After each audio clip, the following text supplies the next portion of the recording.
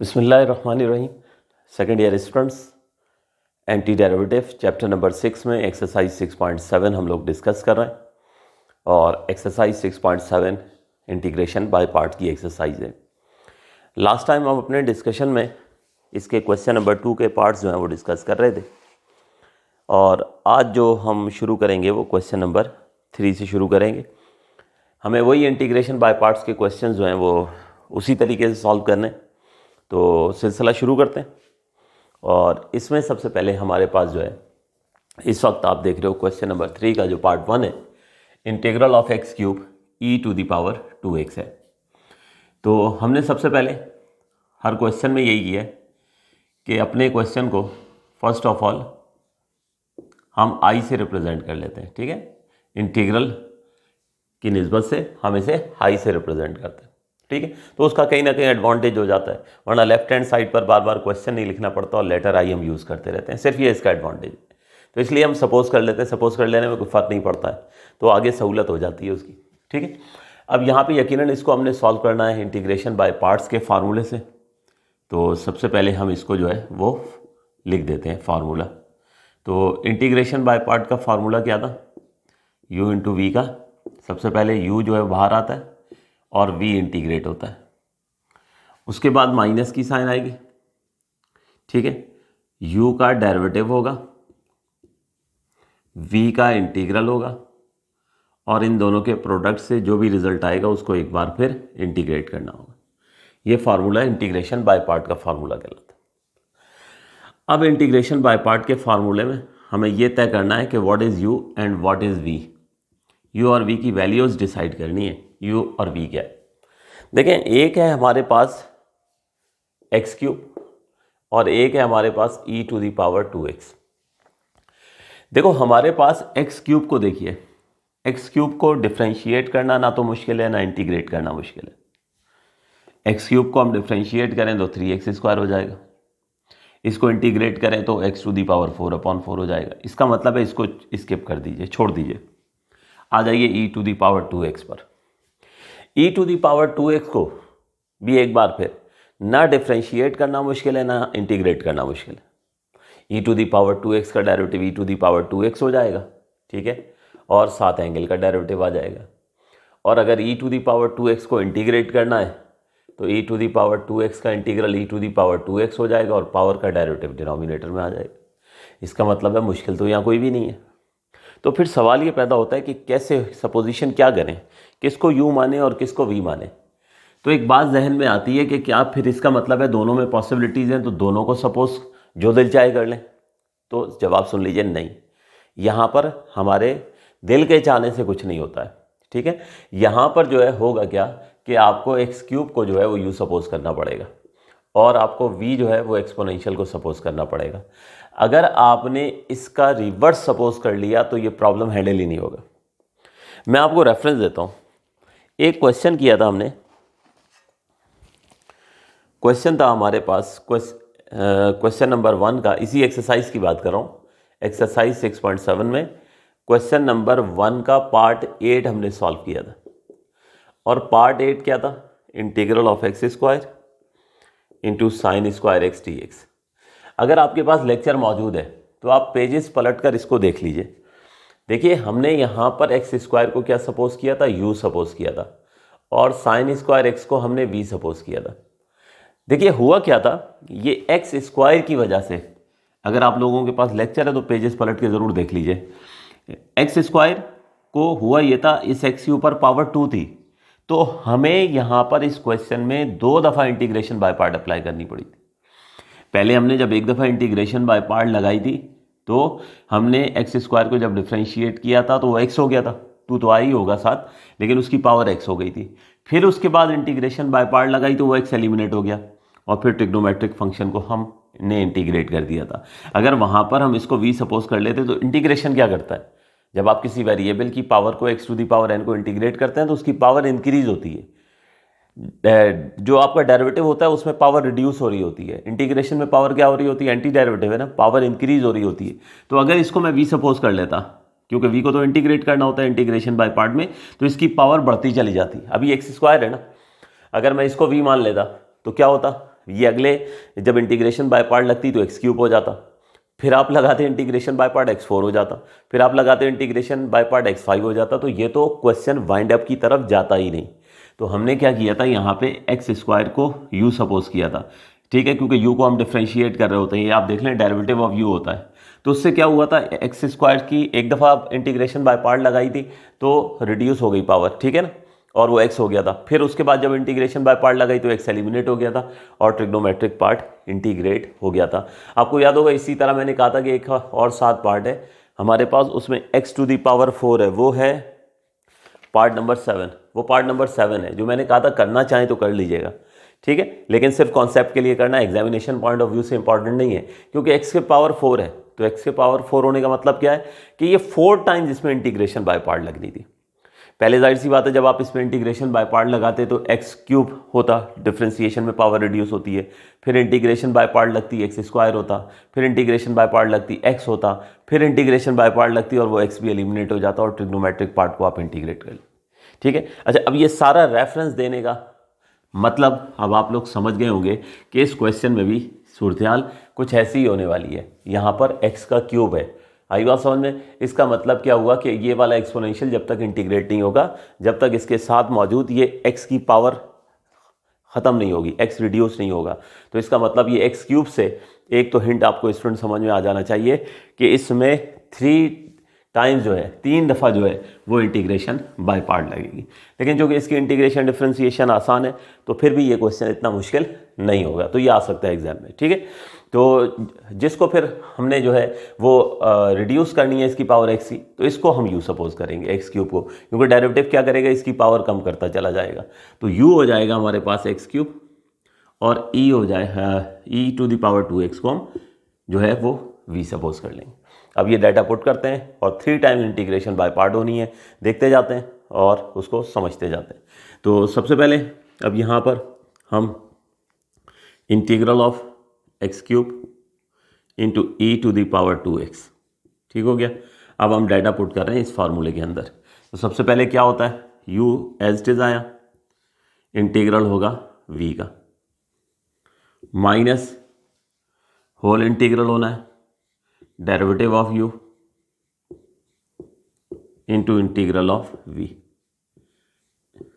ये लीजिए, ये हमने फार्मूले में पुट कर दिया है। अब लेफ्ट हैंड साइड पर तो क्वेश्चन की जगह हम आई पुट करते हैं और राइट हैंड साइड पर सिंप्लीफिकेशन शुरू करते हैं। ये देखिए, ये एक्स क्यूब रहा as it is, e to the power 2x का integral, e to the power 2x का integral e to the power 2x हो जाएगा, उसकी पावर का डेरिवेटिव आ गया डिनोमिनेटर में, ठीक है। 2x का डेरिवेटिव हो गया 2 डिनोमिनेटर में, माइनस की साइन है, इंटीग्रल आया।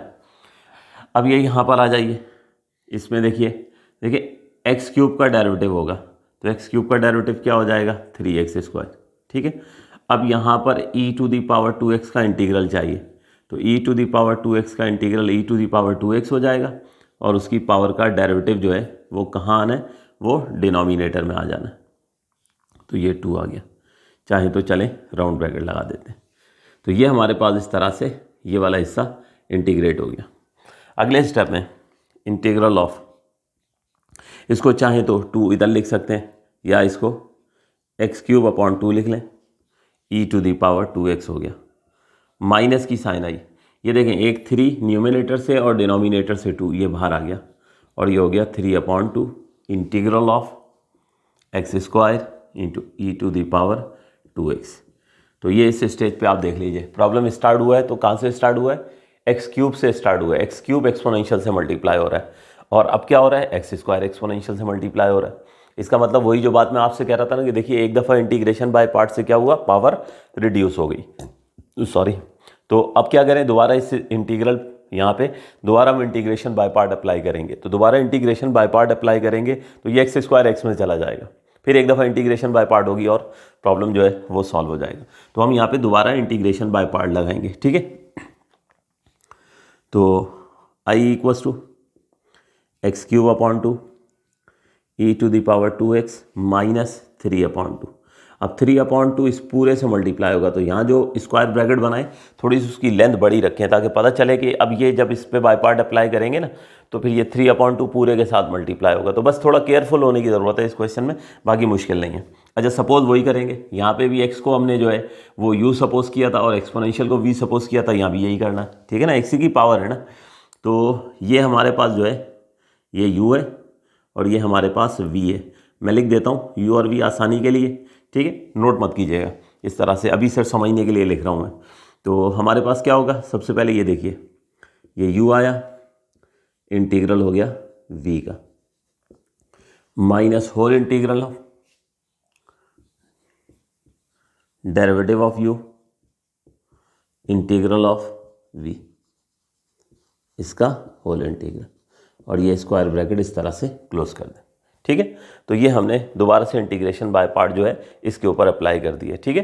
तो u x² को माना है और e⁻²x को हमने क्या माना है, v माना है, ठीक। अब इसको ज़रा सिंप्लीफाई करते हैं, जब ये सिंप्लीफाई हो जाएगा तो फिर 3/2 से मल्टीप्लाई करेंगे और फिर उसके बाद जो है जो मज़ीद इंटीग्रेशन बाय पार्ट लगेगी वो फिर अप्लाई करेंगे।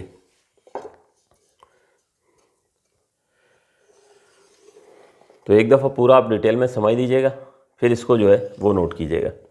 तो ये देखिए हमारे पास जो इंटीग्रल है ये आया x³ e⁻²x माइनस 3/2। अब ये देखिए यहाँ पर आ जाइए x² as it is, e⁻²x का इंटीग्रल e⁻²x को इंटीग्रेट करना है, तो e⁻²x/2 हो गया, फिर माइनस की साइन आएगी, ठीक है, फिर ये वाला इंटीग्रल आया। अब यहाँ पर देखो x² को डिफ्रेंशिएट करना है और e⁻²x को इंटीग्रेट करना है, ठीक है। तो x² का डेरिवेटिव पावर रूल से क्या हो गया, 2x हो गया, और e⁻²x का इंटीग्रल e⁻²x/2 हो गया, ये स्क्वायर ब्रैकेट क्लोज हो गया। अब यहाँ पे स्टूडेंट क्या होगा, यहाँ 2 से 2 कैंसिल हो जाएगा, ठीक है। तो हमारे पास यहाँ पे इंटीग्रल ये हुआ x³ e⁻²x माइनस 3/2।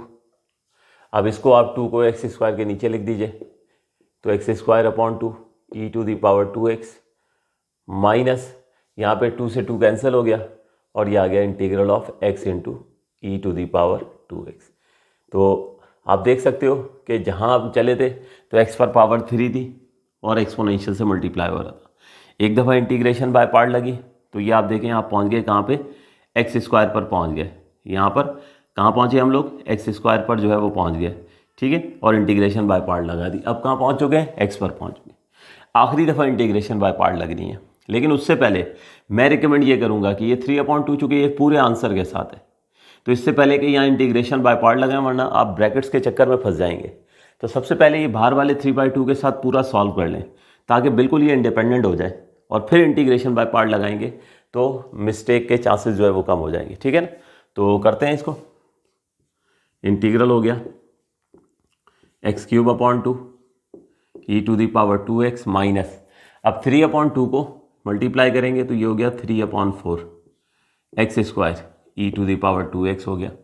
फिर उसके बाद ये minus minus plus 3/2 integral of x into e⁻²x dx। लीजिए, तो ये पार्ट तो अब सॉल्व हो गया ना। अब सिर्फ यहाँ पे क्या करना है, इंटीग्रेशन बाय पार्ट जो है वो अप्लाई करना है। तो इंटीग्रेशन बाय पार्ट अप्लाई करेंगे तो एक बार फिर यहाँ पे ये आप देख सकते हो, ठीक है, कि x को जो है हम u मानेंगे और एक्सपोनेंशियल को क्या मान लेंगे, हम v मानेंगे, ठीक है ना। और इस तरह इंटीग्रेशन बाय पार्ट अप्लाई करके हम आंसर तक जो है वो पहुँच जाएंगे। तो करते हैं apply, integral x³ e⁻²x minus 3/4 x² e⁻²x plus 3/2। अब फिर मैं यहाँ पे स्क्वायर ब्रैकेट लगा रहा हूँ और अब यहाँ पे मैं इंटीग्रेशन बाय पार्ट का फार्मूला लगाऊंगा। तो ये देखिए u को बाहर रखेंगे, v इंटीग्रेट होगा, फिर होल इंटीग्रल होगा जिसमें डेरिवेटिव ऑफ u और इंटीग्रल ऑफ v होगा, और यहाँ पे ये स्क्वायर ब्रैकेट क्लोज हो गया।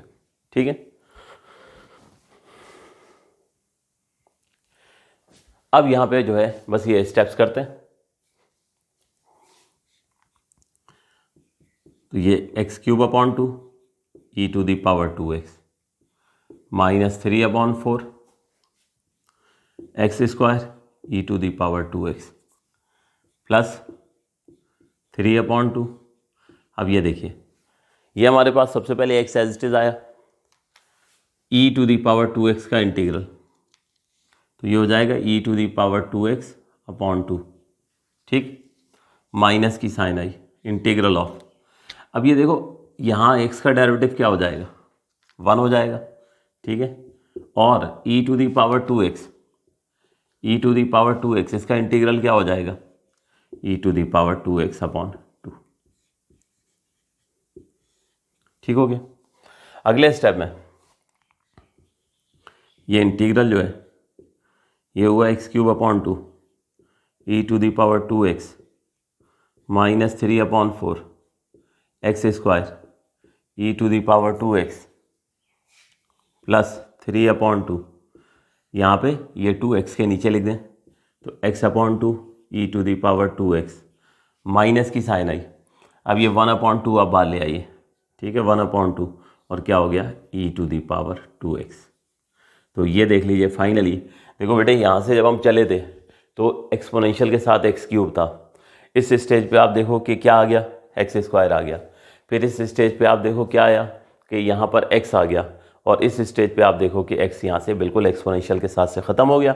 अब एक्सपोनेंशियल आसानी से इंटीग्रेट होगा, और आप ये जो बाहर 3/2 है इसके साथ मल्टीप्लाई करके जो है बस ब्रैकेट ओपन कर दोगे तो आपको आंसर मिल जाएगा। ठीक है, तो मुश्किल क्वेश्चन नहीं है, ये आ चुका है एग्जाम में, ये आ भी सकता है दोबारा। ठीक है, क्योंकि एक्सपोनेंशियल और एल्जेब्रिक जो है x की पावर्स हैं उसको ना इंटीग्रेशन में और डिफरेंशिएशन में कोई ट्रबल नहीं है, एक एक स्टेप में हो जाते हैं, तो इसलिए इसका चांस बन सकता है एग्जाम में। तो ये आया x³ e to the power 2x -3/4 x² e to the power 2x आया। उसके बाद 3/2 एज इट इज लिखें, ये स्क्वायर ब्रैकेट है,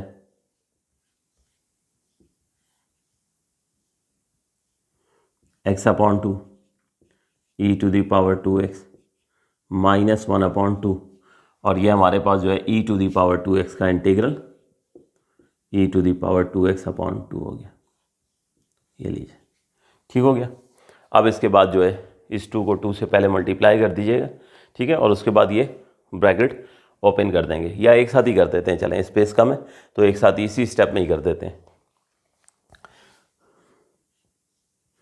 तो हमारे पास ये आया x³ e to the power 2x -3/4 x² into e to the power 2x।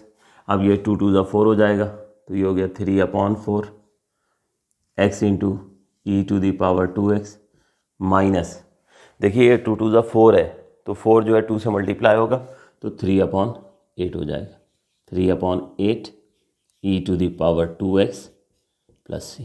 ये बेटे फाइनली हमारे पास आंसर आ गया। नोट कर लीजिए, नोट कीजिए, फिर अगले क्वेश्चन की तरफ जाते हैं।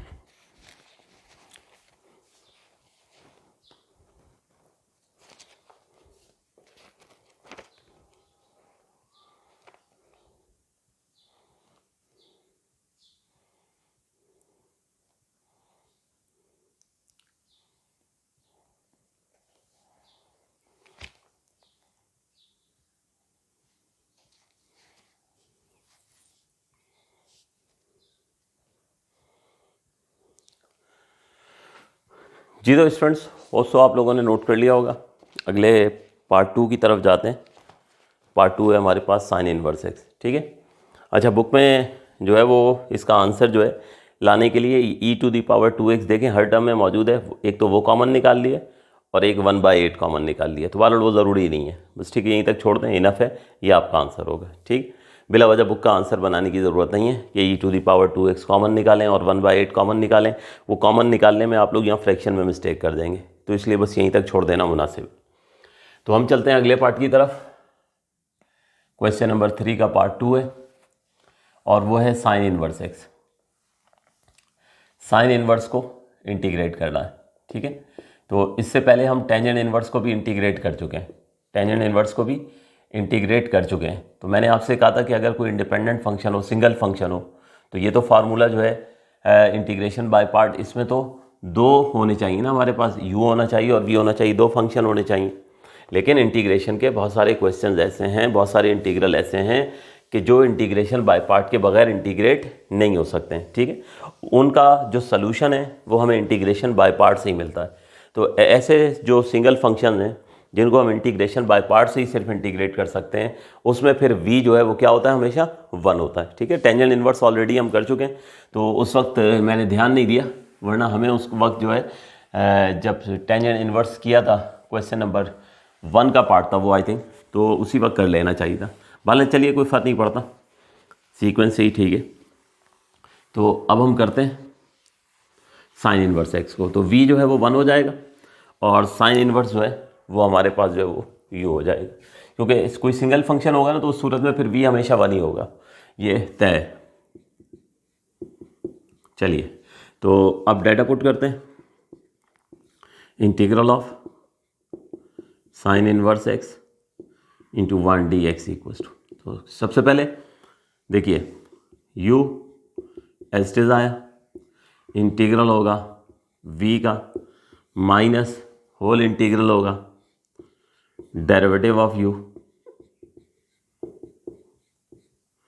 इंटीग्रल होगा 1 होल इंटीग्रल, ठीक है। ये हमने पुट कर दिया। बस अब शुरू करते हैं वर्किंग। तो लेफ्ट हैंड साइड पर तो आई आ गया, sine inverse x as it is आ गया, ठीक है। 1 का इंटीग्रल x हो गया है। इस x को अगले स्टेप में हमेशा की तरह हम क्या कर देंगे, पहले लिख देंगे। माइनस की साइन आई, derivative of sine inverse x। तो sine inverse x inverse function की डिफरेंशिएशन हमने सीखी थी चैप्टर 4 डिफरेंशिएबिलिटी में। साइन इनवर्स x, इसका डेरिवेटिव क्या होता है, 1/1 माइनस एक्स स्क्वायर, ठीक है। और 1 का इंटीग्रल जो है ये आ गया x। In the next step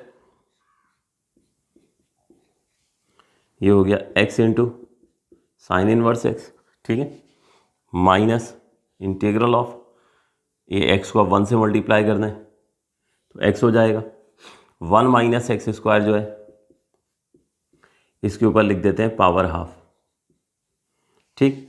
अब देखिए यहाँ पर होगा क्या, अगले स्टेप में मैं क्या करूँगा, 1 माइनस एक्स स्क्वायर को ऊपर शिफ्ट करूँगा। 1 माइनस एक्स स्क्वायर ये फंक्शन होगा, इसके ऊपर पावर ऊपर शिफ्ट होने के बाद माइनस हाफ हो जाएगी। मुझे 60 डेरिवेटिव चाहिए, तो 1 माइनस एक्स स्क्वायर का डेरिवेटिव क्या होगा, 1 माइनस एक्स स्क्वायर का डेरिवेटिव होगा -2x, ठीक है। इसका डेरिवेटिव क्या होगा, -2x।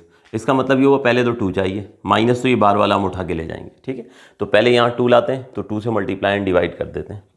तो नेक्स्ट स्टेप में इंटीग्रल ये हो गया x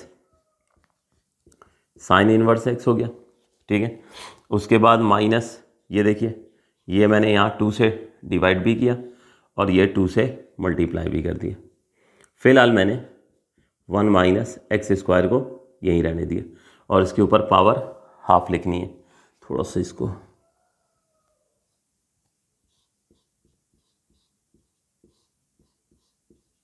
ठीक है, ये हमारे पास 1 माइनस एक्स स्क्वायर के ऊपर पावर हाफ आ गई। तो ये इस एक्स को जो है ये 2 से मल्टीप्लाई एंड डिवाइड कर दिए। अब उसके बाद 1 माइनस एक्स स्क्वायर को हम न्यूमरेटर में ले जाते हैं और उसकी पावर जो है वो माइनस हाफ हो जाएगी।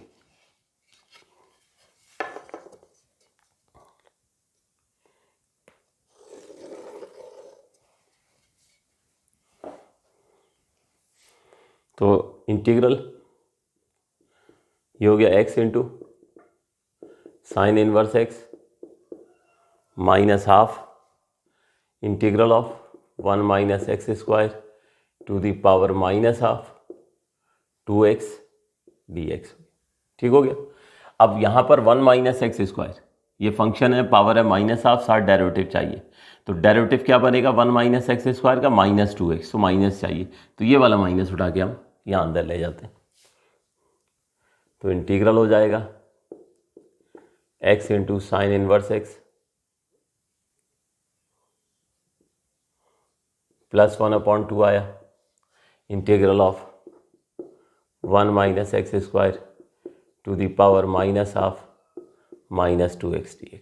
ठीक हो गया।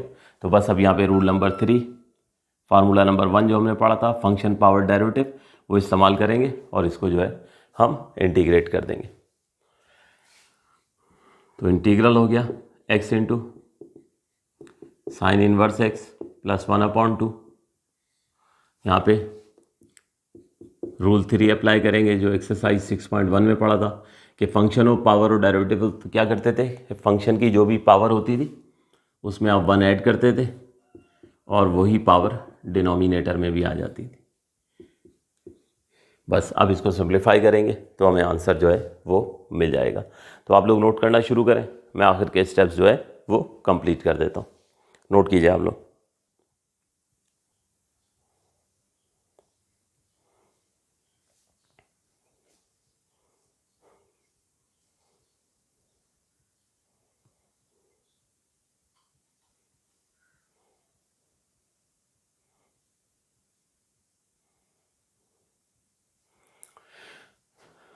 तो ये स्टेप्स आप लोग देख सकते हैं कि यहाँ पर मैंने फर्दर जो है बस ये -12 + 1 किसके बराबर होता है, एलसीएम आप लेंगे तो हाफ के बराबर हो जाएगा, और न्यूमिनेटर में भी -12 + 1 है, पावर में जो 1 ऐड हुआ है तो वो भी हाफ हो जाएगा। नेक्स्ट स्टेप में ये फ्रैक्शन सॉल्व होगा तो 2 ऊपर शिफ्ट हो गया, और उसके बाद नेक्स्ट स्टेप में यहाँ पर 2 से 2 जो है कैंसिल हो गया। तो फाइनली आपका आंसर आया है x into sine inverse x + √1 - x² + c। तो ये थे हमारे आज के क्वेश्चन। ठीक है, इंशाल्लाह फिर आगे इसको फर्दर हम कंटिन्यू करते हैं। ये इंपॉर्टेंट क्वेश्चन है एग्जामिनेशन पॉइंट ऑफ व्यू से, नोट कर लीजिए।